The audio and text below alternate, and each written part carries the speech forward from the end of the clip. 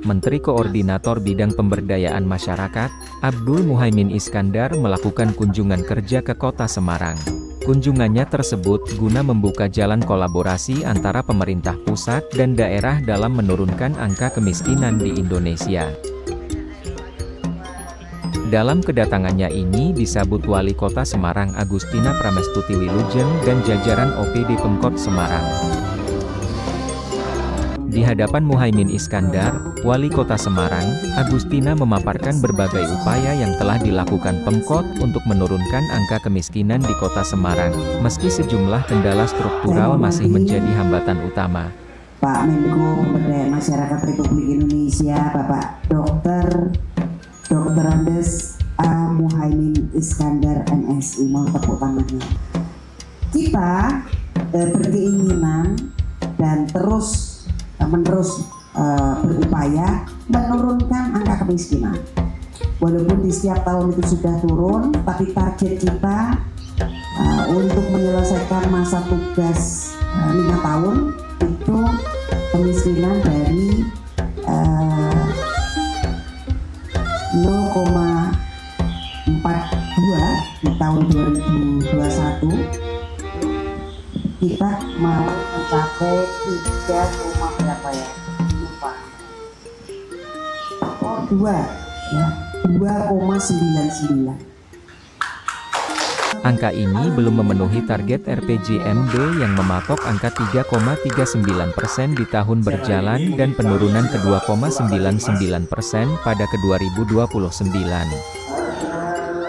Karena kalau saya datang di sebuah kabupaten kota seperti Kota Semarang ini, kita semakin mengerti semua bisnis proses yang kita lakukan, dan semua bisnis proses yang kita lakukan ini menjadi satu pengalaman penting, bukan sekedar untuk Kota Semarang, tapi untuk kota-kota lainnya, supaya kota-kota lainnya kita harapkan nanti akan menjadi punya gambaran kaya dengan cara di dalam mengatasi kemiskinan di kota masing-masing. Karena itu saya berharap mari kita bersinergi bahu-membahu, bekerja sama. Insya Allah Kota Semarang nanti menjadi contoh bagi penanggulangan kemiskinan kota-kota lainnya.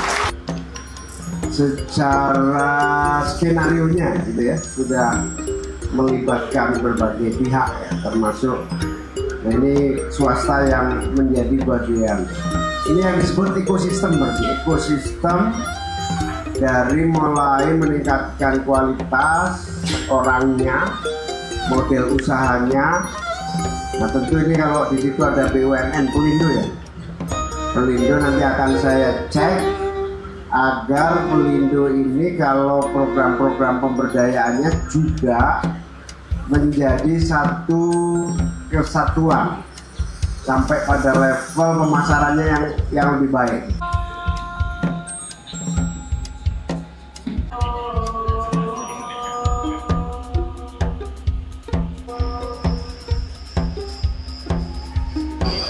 Terima kasih Pak Sony.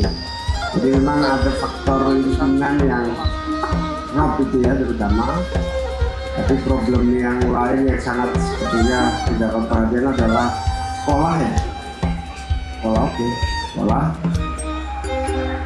Dan itu menjadi penting sekali, kalau sekolah memang kewajiban, mau nggak mau harus segera diupayakan. Camat Ngalian ini kuncinya bikin keramaian. Jadi banyak-banyakin bikin keramaian, banyak-banyakin bikin event. Saya baru saja pulang dari haji. Sekarang ini dari Masjid Madinah ke Masjid Kuba itu sudah dibikin jalan khusus, jalan kaki. Itu kira-kira 7 kilo lah, 7 kilo. Yang dulunya mau ke sana itu sulit sekali, tapi jalan kaki yang bersih bagus. Akhirnya sekarang kanan kiri jualan macam-macam. Jadi padang pasir akhirnya jadi toko-toko.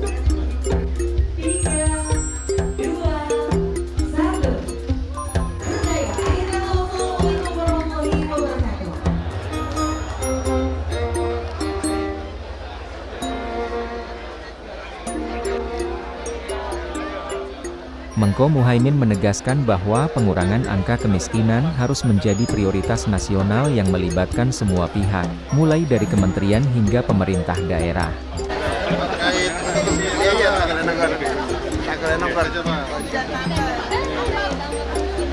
Ya, pokoknya kita akan bekerja keras. Kita berharap pemerintah pusat, pemerintah daerah mengatasi kemiskinan ekstrim 0% 2026. Ayo bahu-membahu, pemerintah, tokoh masyarakat, perusahaan, dunia usaha, pesantren, pendidikan, semua ayo bahu-membahu mengatasi kemiskinan ekstrim 0% 2026. 2029 kita akan mengatasi kemiskinan relatif hingga 4,5%, yang sekarang masih 5,5%. Karena itu mari kita bahu-membahu dan kita minta supaya serius kemiskinan menjadi agenda semua pihak, baik semua kementerian, semua lembaga, semua pemerintah daerah. Kemiskinan harus diletakkan di agenda teratas. Kita mau ngapain aja, kemiskinan harus menjadi agenda prioritas. Ada 3. Yang pertama, mengurangi jumlah pengeluaran masyarakat, memperbanyak subsidi yang bersifat pengurangan jumlah pengeluaran. Transportasi harus bagus, sekolah banyak yang gratis, itu pengeluaran. Harga tidak boleh naik. Nah, yang kedua, peningkatan pendapatan. Nah, ini memperbanyak pengusaha. Nah, nanti perlu masyarakat tahu, bantuan sosial pemerintah tidak akan diberikan selamanya. Ada graduasi dari penerima bantuan menjadi mandiri, tidak boleh menerima bantuan. Selama berapa? 5 tahun. Orang warga kita hanya boleh menerima bansos maksimal 5 tahun, kecuali manula, manusia usia lanjut, atau disabilitas. Kecuali itu, yang lain maksimal 5 tahun harus mandiri, harus cari penghasilan sendiri. Nah, yang ketiga, kantong-kantong kemiskinan kita sulap menjadi daerah maju. Ya, makasih. 2 Dirjen ini dua-duanya sahabat saya. Upaya pengentasan kemiskinan. Ya, jadi kita akan berusaha bagaimana caranya. Jadi proses untuk menurunkan angka kemiskinan ini dari unsur sosial, pemberdayaan, kemudian kesehatan, sepertinya secara overall sudah dilaksanakan. Dan itu tugasnya Pak Lurah dan Pak Camat. Hanya kenapa kemiskinan tetap tidak bisa turun? Salah satu penyebabnya adalah karena lingkungan, dan itu berkaitan dengan infrastruktur.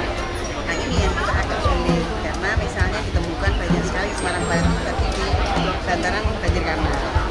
Tidak bisa diapa-apain karena RTH itu tidak bisa diapa-apain, karena ini tanah milik BPS. Sementara kalau kita mau memindahkan penduduk yang ada di sini, tidak mungkin juga, karena secara sosial itu memiliki impact yang cukup. Nah, ini kalau tidak ada intervensi dari pemerintah pusat, ya kita masih gagal. Maka itu kita syukur ada kehadiran Pak Menko hari ini yang bisa nanti menembus batas-batas hal yang tidak bisa dilakukan oleh pemerintah. 4, sekian di angka BPS tahun 2024, dan kemudian ketika kita RPJMD kemarin nengok itu sudah 3,39, dan kita harapkan sampai dengan akhir tahun 2029 itu bisa di angka 2,9.